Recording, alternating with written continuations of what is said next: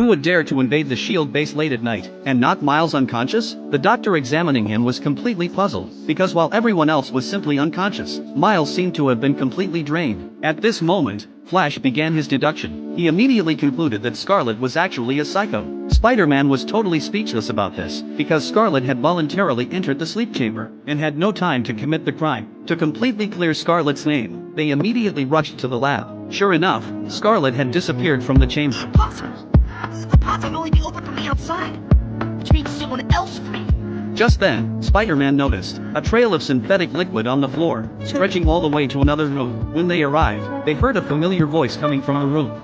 Spiders eat feet. The synthetic spider that Scarlet had split in half had somehow stitched itself back together, and it had also absorbed the other synthetic spiders. The unsuspecting Flash attacked first.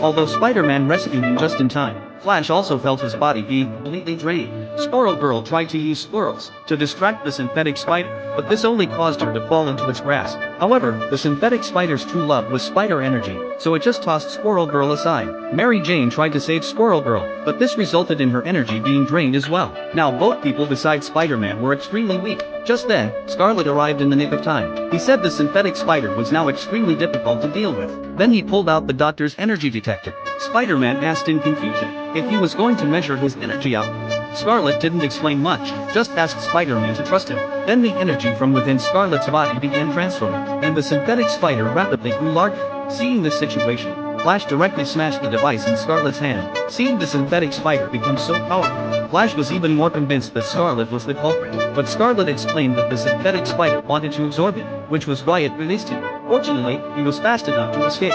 Spider-Man quickly shot out electric weapon and pulled Scarlet to safety. Then, he lured the synthetic spider to the lab, planning to get the Spider Slayers to help. As soon as Spider-Man opened the sleep chambers, the synthetic spider caught up. Scarlet quickly ordered the Slayers to attack the synthetic spider. Slayers, attack! Superman! But what they never expected was that the synthetic spider could also command the Slayers. I see. Attack! Then, the synthetic spider began playing the emotion card. Unexpectedly, the Slayers were moved by its words. They immediately turned against them and walked towards Scarlet. Compared to Scarlet, who was only half synthetic, they were more willing to obey their fellow synthetic brother. Watching the Slayers betrayed, Flash began mocking Scarlet, saying he was getting his comeuppance. But this comeuppance didn't seem to bode well for him either.